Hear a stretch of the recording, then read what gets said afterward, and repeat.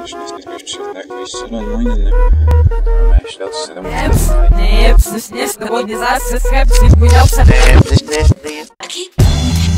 when I wanna stop, even when I wanna stop, is it the release and the anger that makes me murder the tracks? Or the silent majority turning your backs? Is it the passion of the love or the drive or the faith? Is it the knowledge that our lives are a stake? Is it preparing for the moment when opportunity knocks? Even when I wanna stop. To all the haters and biters, you motivators and ciphers. My flows and cadence related to notebook, paper, papyrus. Been on tour with bronchitis, laryngitis. Every night I rock the spiders. Some of these cats acting like they wearing diapers. And I keep on even when my hand tires. No labels of vampires, no fun as a grant writer. Inspired by... What's up, my name is Invincible. Can I hear everybody say what up though? What up though? Once again, everybody say what up though? What up? That's what we're saying. Like I said, my name is Invincible. I also go by Alana. I live in Detroit. I work with a youth organization called Detroit Summer, and so does Jenny Lee, who's sitting right there trying to work out the projector situation. So we're going to talk about what's going on in the schools, and I want to ask everybody real quick.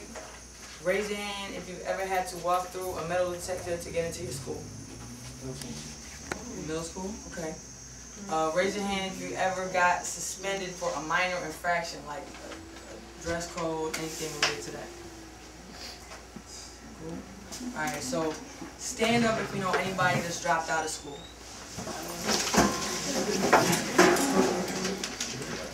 Why did that person drop out? She was pregnant, she didn't have support. Why did that person drop out? They were on drugs? And they didn't have nobody to help them do that? Alright, why the person you know dropped out?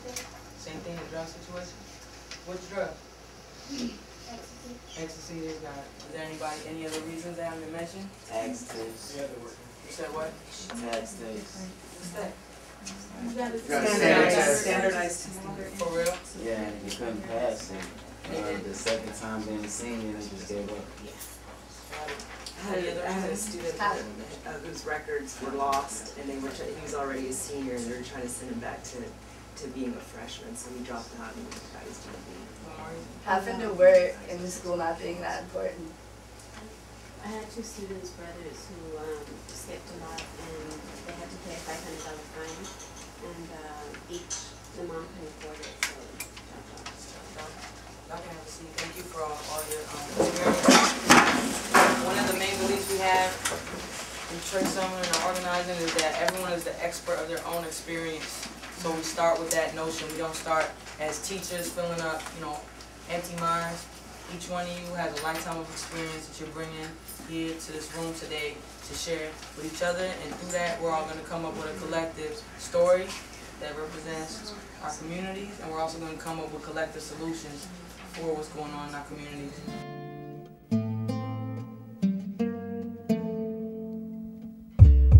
We're going to break down more into the details of what it means when we have students getting criminalized in schools and getting pushed out into the prison system, the school to prison pipeline, as some people call it. And what we say in Detroit Summer is that students that drop out are actually voting with their feet against a system that is failing them. And so we're trying to come up with a youth-led, a youth-centered movement to actually come up with alternatives to the different problems that y'all explained that you know people that went through.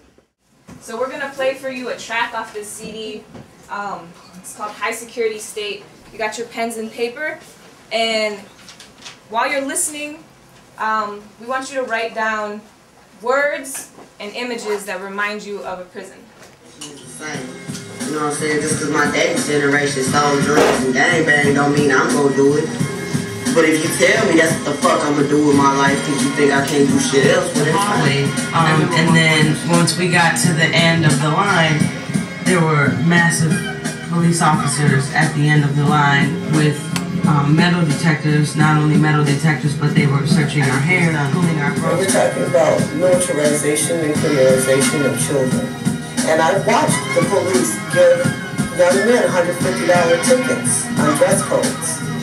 I watched my youth get kicked out of school and written $25 or $50 tickets for being 1 minute, 5 minutes, or 10 minutes late. But what did you all write down while you were listening? all-out search. She said that there was like an all-out search and just having them lined up.